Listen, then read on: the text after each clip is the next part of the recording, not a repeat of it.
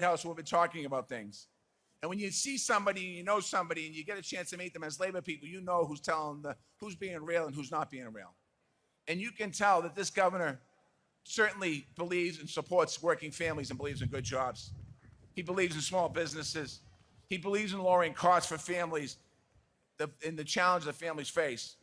He believes in apprenticeships and job training. He believes in workers' rights for all workers.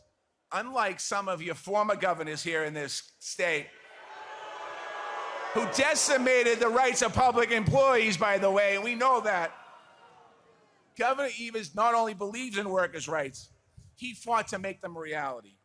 That's the kind of leadership that every state in the country needs right now. So ladies and gentlemen, brothers and sisters, no need for an introduction. I'm proud to introduce to you your governor of the great state of Wisconsin.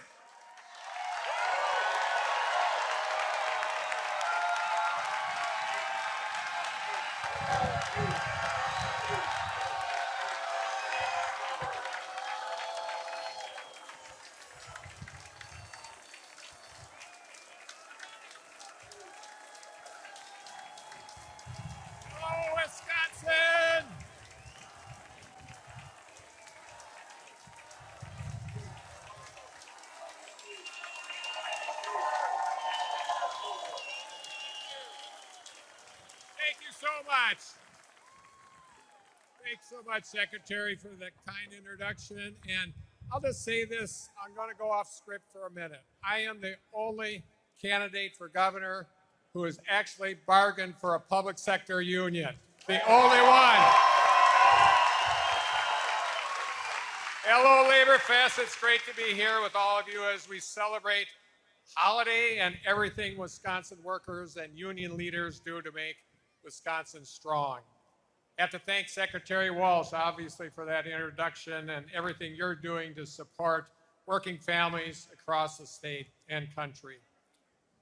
Happy to have you here today in our great state. I also want to welcome AFL-CIO President Liz Schuler, and of course, our own Stephanie Bloomingdale. Great leaders. One of the great honors in being governor of Wisconsin is seeing the determination, ingenuity, and drive of our laborers firsthand. Workers deserve to have a seat at the table, and when they do, everyone is better off for it.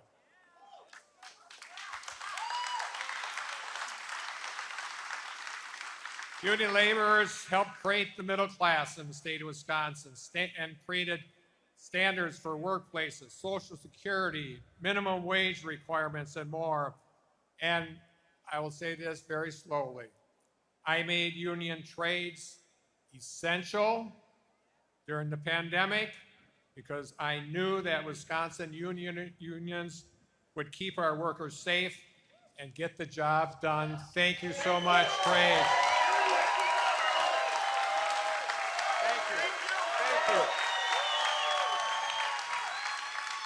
We've been able to accomplish this together to help our working families in our state succeed.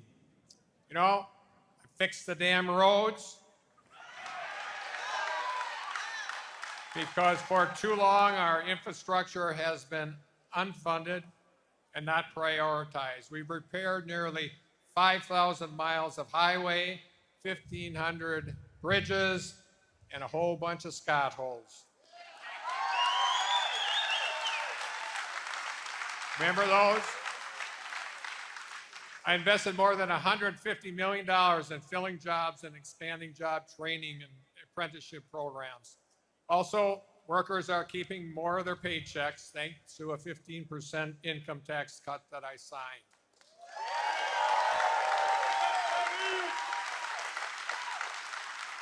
These investments in Wisconsin workers are working. Today, we are at a near record low unemployment and one of the highest labor force participation rates in the country, and that just doesn't happen by accident.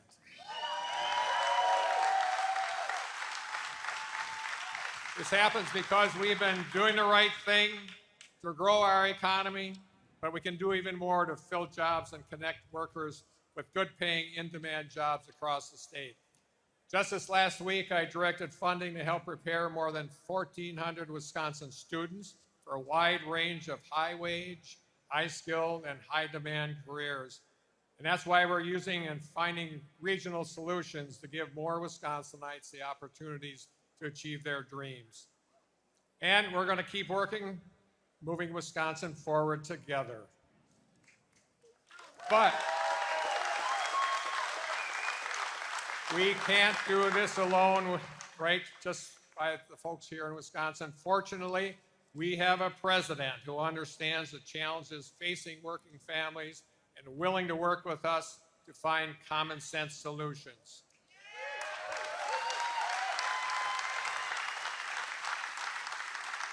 And that's why I'm pleased to welcome President Joe Biden and our next speaker, Eduardo Marquez from Labor's 113.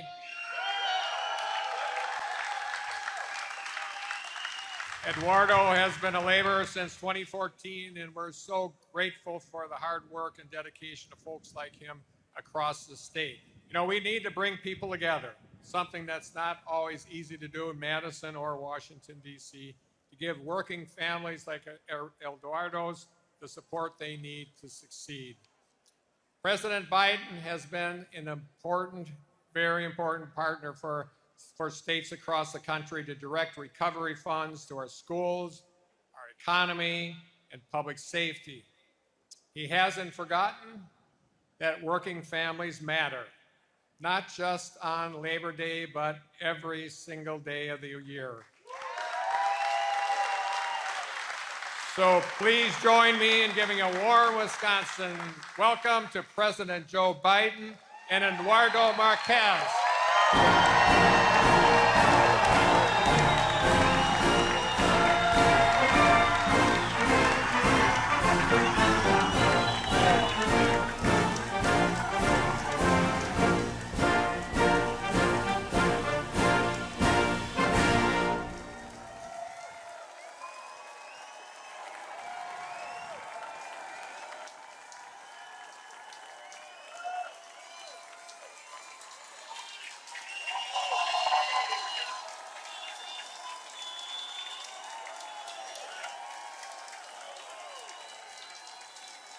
All right, guys, this is awesome. Thank you. Good afternoon, brothers and sisters, ladies and gentlemen. For those who don't know me, I'm Eduardo Marquez. A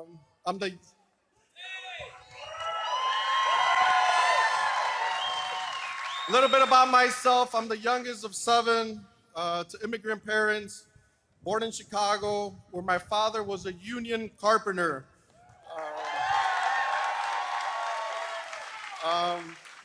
That's where I was introduced to construction and hard work. I moved to Waukesha when I was 20 years old. I've been a member of Local 113 since 2014. I started as a mason tender, all under the building trade. Some responsibilities are to build scaffold, operate the hydro lift, and rough terrains. All of this I was trained and certified in our Union Training Center in DeForest, Wisconsin.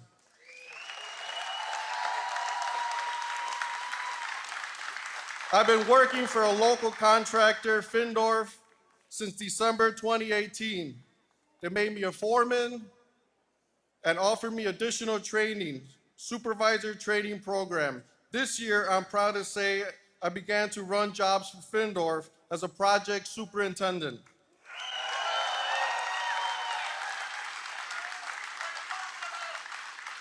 Right now, we're building a children's clinic.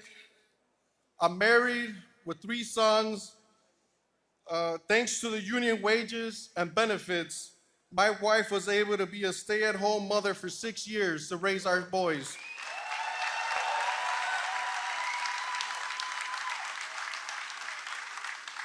I'm also proud to say that she returned to work last year, and that extra money is also awesome. I know that President Biden pushed hard for the infrastructure bill that would create so many jobs for laborers to repair our bridges, water system, and many other things. And now we have a great agreement on a solar field. Hundreds of laborers will be part of clean energy future.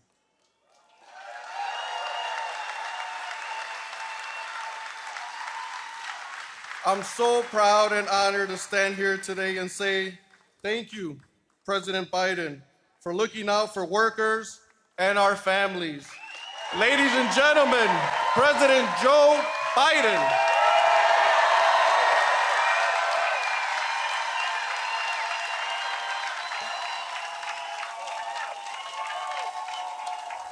Hello, Milwaukee.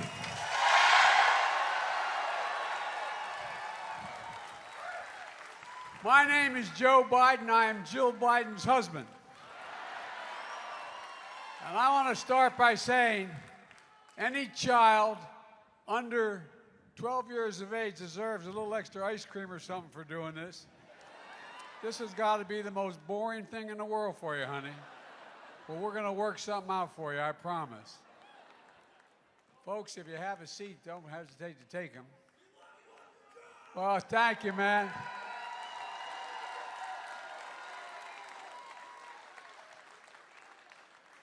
Well, you know, I think this is getting to be a pretty good year for a Labor Day. Eduardo, thank you for that introduction. It's great to be with Governor Evers. Representative Gwen Moore, where's Gwen?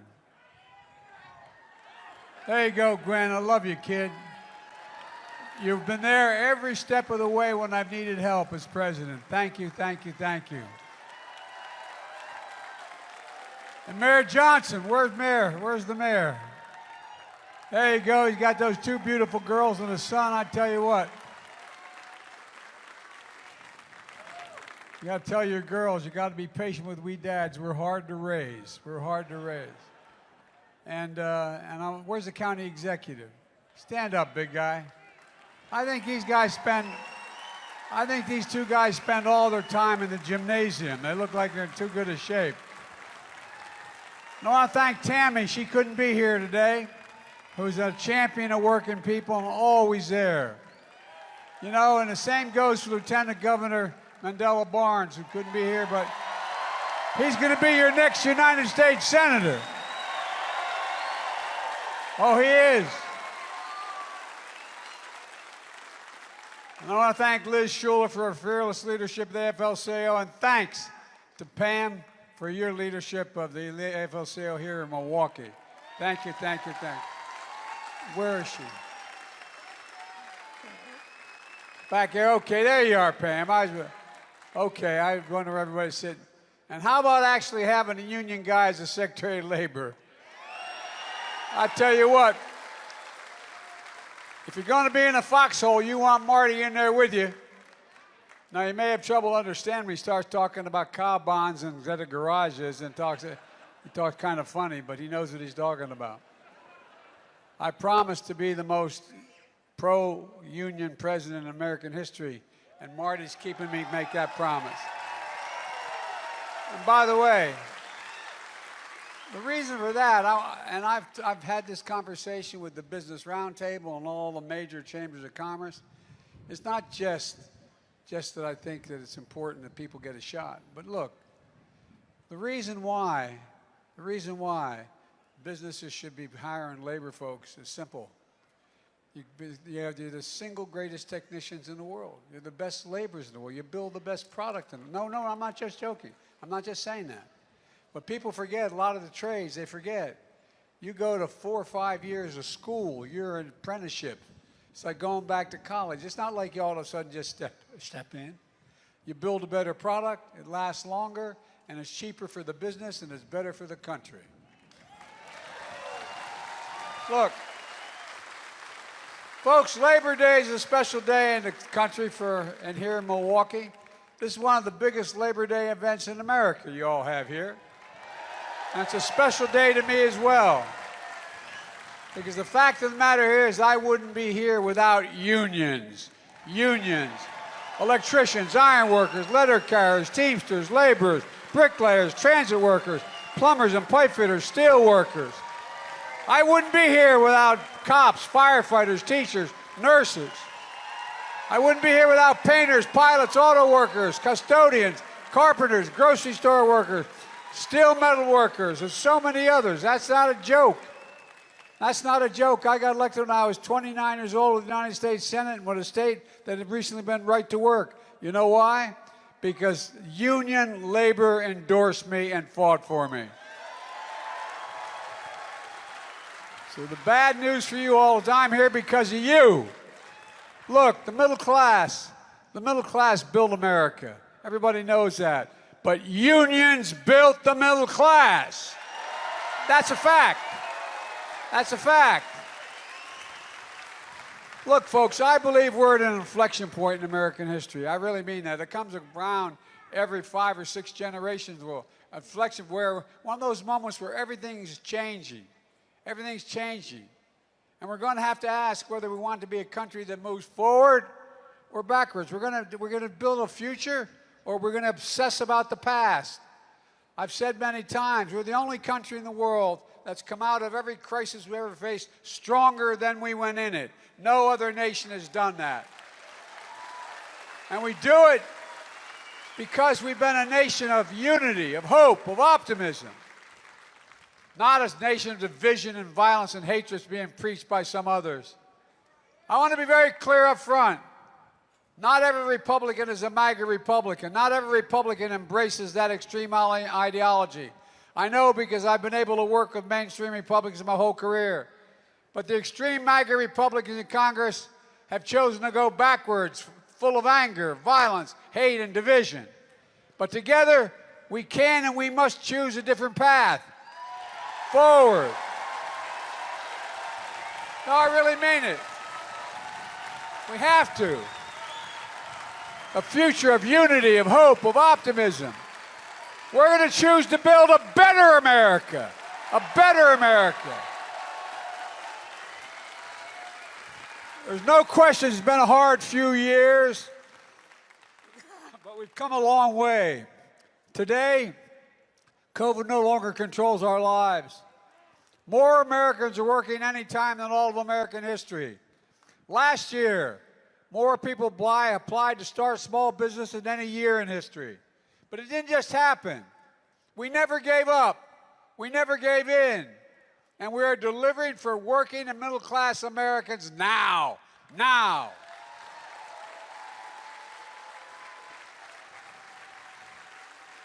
Nearly 10 million new jobs, more jobs than never been created at this point in any presidency in history. Wages are up. Unemployment remains near a 50-year low. And the big reason for all this is the American Rescue Plan that I signed into law shortly after taking office. With the help of your Democratic members of Congress, that's how we got it done. Not one single Republican vote. The plan took America from economic crisis to economic recovery. And here in Wisconsin, your governor and your mayor of Milwaukee used that money like it's supposed to be used. Keeping city workers on the job in the face of rising costs, keeping streets safe by fixing streetlights, training 130 new firefighters, helping hire close to 200 more police officers. Not a single Republican voted for that. Not one single one. Every single Republican in Congress in this state voted against that funding. So let me remind you, no, I really mean it. Let me remind you, what else is in that American Rescue Plan? A thing called the Butch Lewis Act. Now look, for too long, most Americans don't know what that means. Those of you who have been driving trucks from factory to stores, bagging our groceries, building our buildings, bridges, roads, so much more. And with each paycheck you earn, the employees put money into that pension plan. But some companies didn't set aside enough money to pay for those plans. And as a result, hundreds of pensions, 2 to 3 million workers and retirees were going insolvent. Millions of retirees were at risk of losing their retirement security through no fault of your own. So with the American Rescue Plan, we passed the Butch Lewis Act to protect pensions all of you work so damn hard for. Pensions you sacrificed for. In retirement, it'd be a little like losing your Social Security and your Medicare. It's one of the most significant achievements union workers and retirees, for union worker retirees in over 50 years. And I'll say it again, not a single Republican congressman voted to protect your pensions. Not one. And by the way, I know a lot of them wanted to vote for it. They're afraid of losing primaries in this new Republican Party. They also passed once-in-a-generation investment in our nation's roads, highways, bridges, railroads, ports, water systems, high-speed internet. Folks, your governor's already repaired over 5,000 miles, 1,500 bridges in Wisconsin alone. Just a start. We will, when this is over, have the best infrastructure, not a joke, in the entire world. The single best in the world. And that means jobs. No, that means jobs. That means we continue to lead the world. You can't do it without the best ports. You can't do it without the best airports. You can't do it. I'm not going to go on, but the point is, you can't do it. Right here in Milwaukee, it's estimated 40% of the homes still have lead service water, lead pipes for their water. Because of the infrastructure law, this city is receiving millions of dollars to replace those lead pipes, to make sure families have safe drinking water. Your child shouldn't have to worry about turning on the faucet or going to school, going to the water fountain, and worried about any kind of lead in the water. Look, it's the biggest investment in America since President Eisenhower's Interstate Highway Act. And we made sure the infrastructure law included significant labor protections. For example, the majority of the funds in the law are subject to Davis-Bacon. And it's not just because I wanted to help unions. It's simple. You're the best in the world. That's not hyperbole. No, that's not a joke. You really genuinely are. You just don't decide you want to be a pipe fitter or an electrician. It takes you 4 to 5 years of hard work, apprenticeships. It's like going to college. You're the best trained workers in the world, and you deserve to be treated that way. And by the way, those of you who know me, no one ever doubts I mean what I say. The problem is I sometimes say all that I mean. I've made the same comments to the Business Roundtable, to the Chamber of Commerce. They understand it. They don't want to pay it. They understand it, though, because it's true. I also signed the Chip and Science Act, a groundbreaking law. Will once again manufacture semiconductor chips that power every day, everything, our smartphones, dishwashers, automobiles, national security stuff, right here in America. Guess what? We invented it here. We invented it here in America.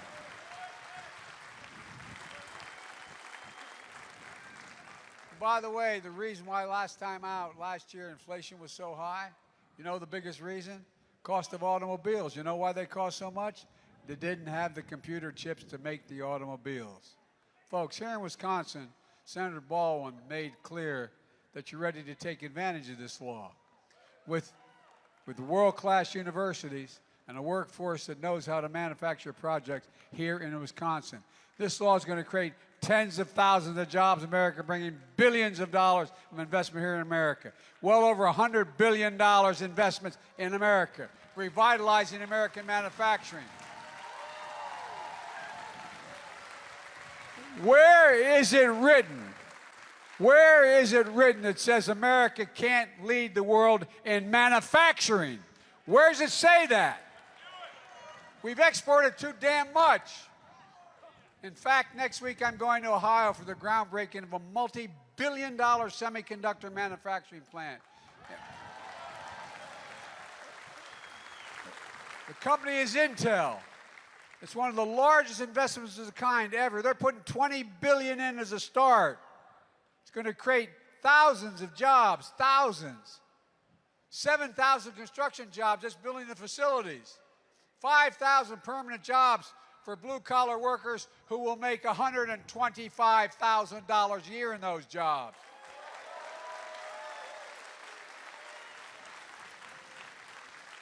And by the way, if you take a look, manufacturers all over the world are coming to the United States, from Korea, from Japan, from all over the world. Why? You know why the head of the outfit out of Korea told me they're coming here? Because we have the safest environment and the best workers in the world. That's a fact. We do. I'm not just saying this. This is real.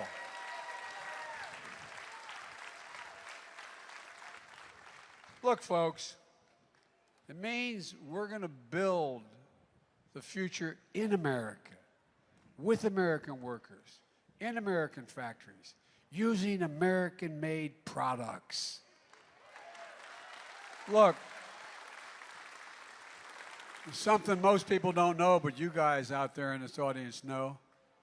15% of our military veterans become union workers when they leave the military. 15%. How many veterans out there? Holler out. You got it. In my State of the Union address, I put forward what I call the unity agenda, including taking care of our veterans. Look, we have a lot of responsibilities, but only one sacred responsibility, not a joke. And I mean this from the bottom of my heart, and I've said it from the first day I entered politics. We have an obligation to equip those we send into harm's way and care for them and their families when they come home, both their families. Especially our veterans who have been exposed to toxic burn pits like my son, those pits the size of football fields, 8, 9, 10 feet deep in Afghanistan and Iraq. I was in and out of those countries over 35 times in the middle of these wars as vice president. That incinerate wastes of war, tires, poisons, chemicals, jet fuel, so much more. A lot of people like my son had their hooch just probably 300, 500 yards from those pits. You could smell it, you could inhale it. Well, guess what?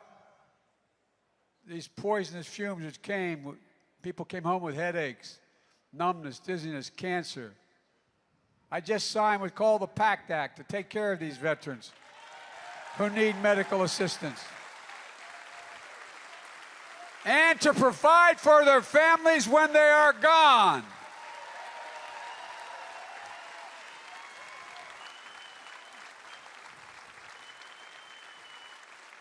For God's sake, it's the least we can do. It's the least we... Well, I love you too, kiddo, I'll tell you. Look, like I said, I believe we have a lot of obligations.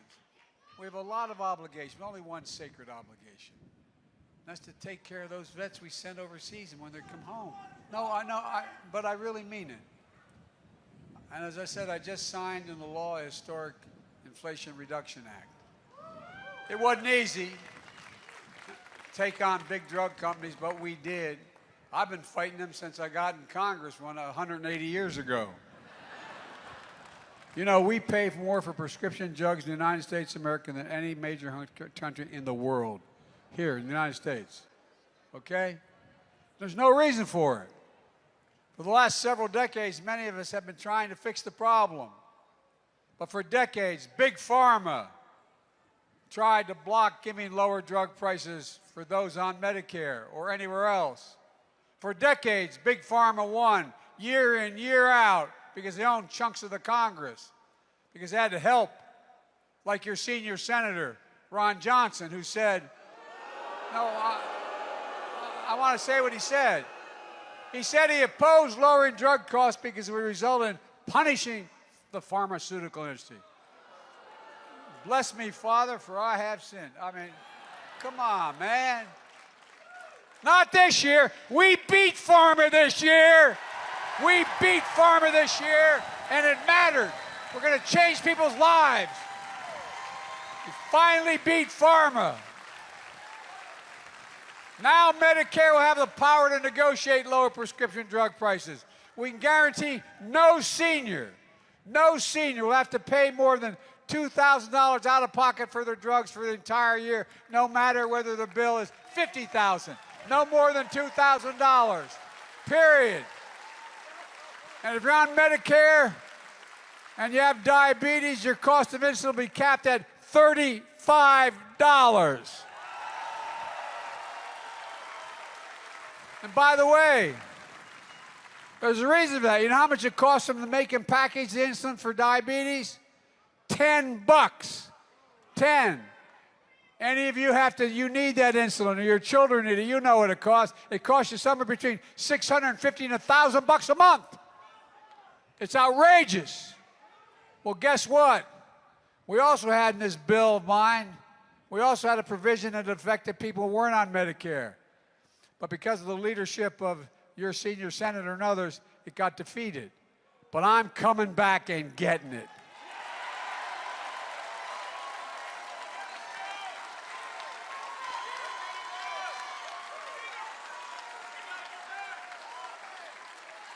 Imagine, think about this. Imagine being a mom or a dad. I mean this from the bottom of my heart. Imagine being a mom or dad with a kid with type 2 diabetes, knowing you need that insulin, and you don't have the insurance. You can't pay for it. I'm not joking. Think about it. Think about how it'd rip your heart out. It's wrong. It's simply wrong, and we're going to end it.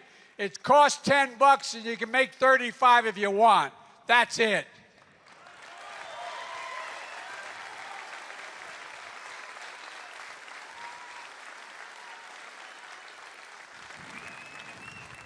For decades, the biggest corporations, and by the way, I know corporations. I come from the corporate state of the world. More corporations are incorporated in Delaware than every other nation, every other state in the country combined, okay? So I can write a doctorate on corporations. So it's not like I'm anti-corporation generically, but I do think everybody should pay their fair share. And by the way, look, for decades the biggest corporations, the wealthiest Americans have fought to block a fair tax code. Republicans passed a $2 trillion tax cut, mainly benefiting the wealthiest corporations under the Trump administration. By the way, increased the debt by $2 trillion. Well, guess what? In 2000, 55 of those corporations earned $40 billion in profit. They didn't pay a single solitary penny in taxes. And wealthiest Americans are those 700 plus billionaires in America. You know what their average tax rate is, federal tax? 8%. They pay more taxes than any one of you, fewer taxes than any one of you pay. It's not right. No, I mean, it's just outrageous. Well, guess what? I wasn't able to take care, anyway. If you're a cop, a teacher, firefighter, steel worker, a miner, you pay double that federal tax. It's just wrong. But this year, the American people won. Now big corporations have to pay at least a minimum tax of 15%, at least. The days of billion-dollar companies paying zero, they are over in America. And they know they can afford it. And while we're doing this, we're actually reducing the federal deficit. You know how they talk about responsible debt? The last guy left me with a giant deficit. Well, guess what? In my first year, I reduced the deficit by $350 billion. And you know how much? You know how much I'm reducing the deficit this year? $1,500,000,000 reduction in the deficit.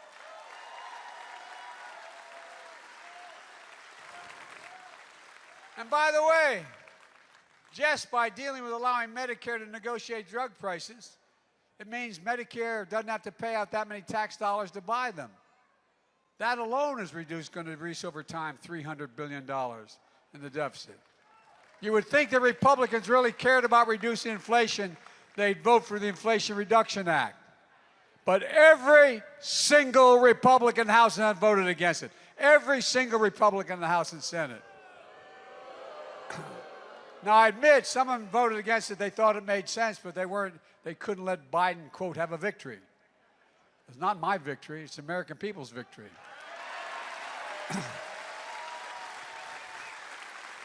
In spite of the fact that while doing all this, we lowered the deficit by $1.5 trillion this year. Here in America, every single Republican voted against lowering prescription drug prices, against lowering health care costs, against protecting your pensions, against lower energy costs, against creating good paying jobs, against a fair tax system. Every single one in the House and Senate.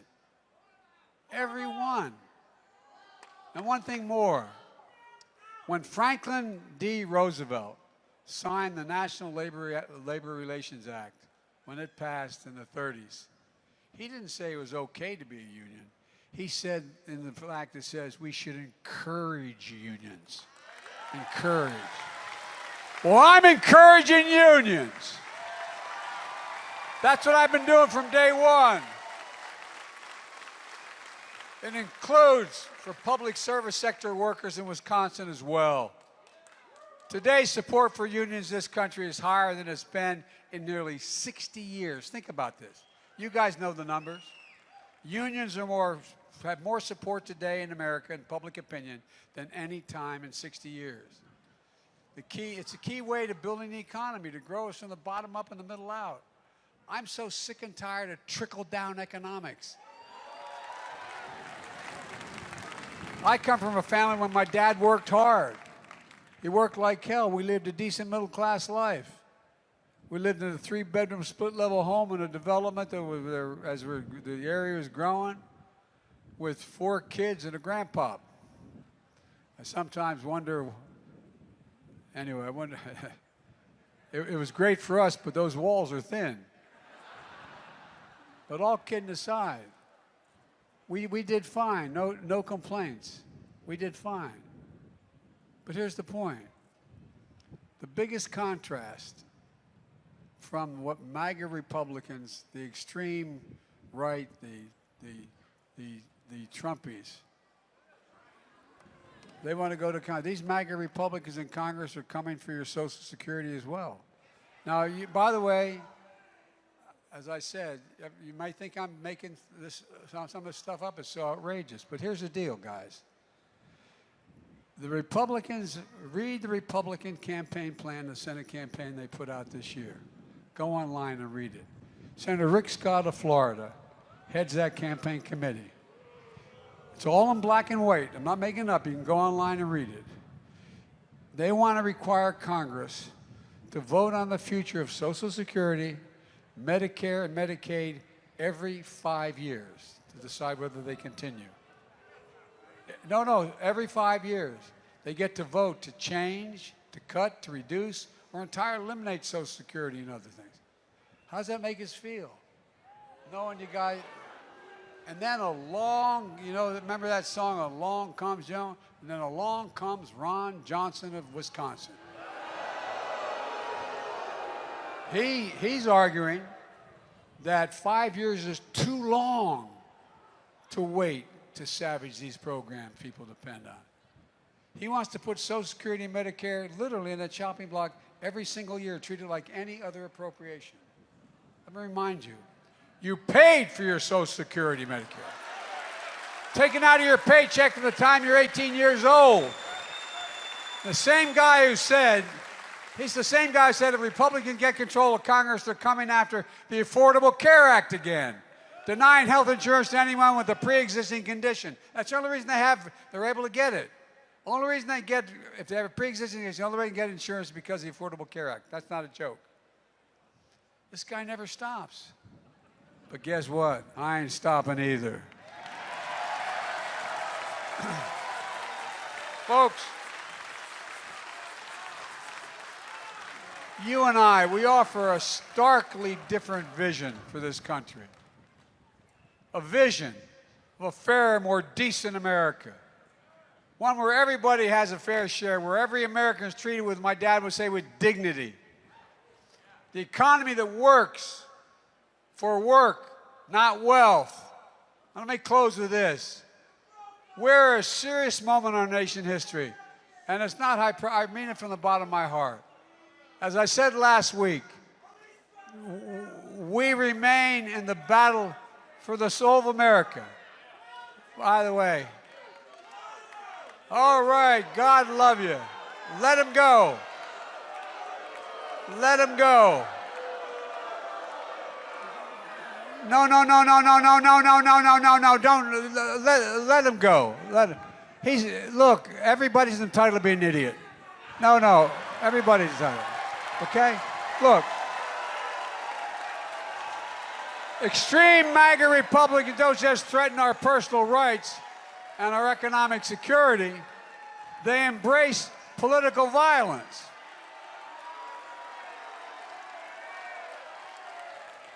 Look,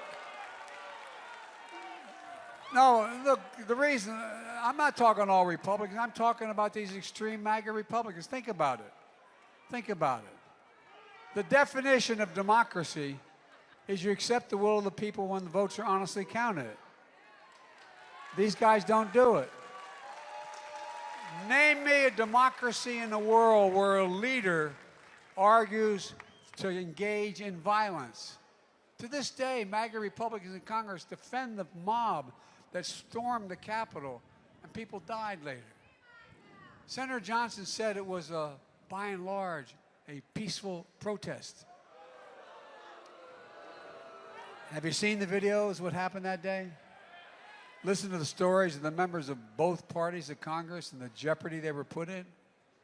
Cops attacked and assaulted, speared with flagpoles, sprayed with mace, stomped down, dragged, brutalized. Police lost their lives as a result of that day. And the MAGA Republicans and your senior senators said it was a peaceful protest. Folks, you can't be pro-insurrectionist. I'm being deadly earnest now.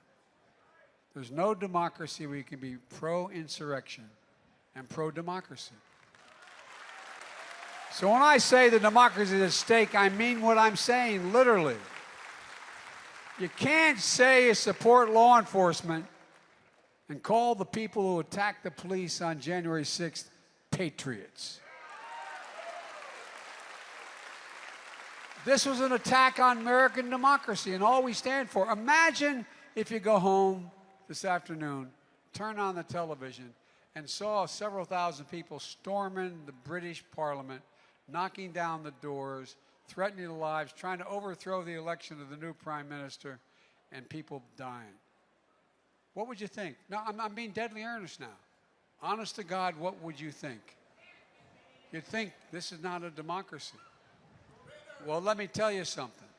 Let me tell you something. This is why in this moment, those of you in this country, Democrats, Republicans, and mainstream Republicans and independents, we have to be stronger and more determined and more committed to saving American democracy than the MAGA Republicans and that guy Alcantara are destroying democracy. Because democracy is at stake. We got to remember who we are. We're the United States of America. There's nothing we can't do if we do it together. God bless you all, and may God protect our troops. Thank you, thank you, thank you.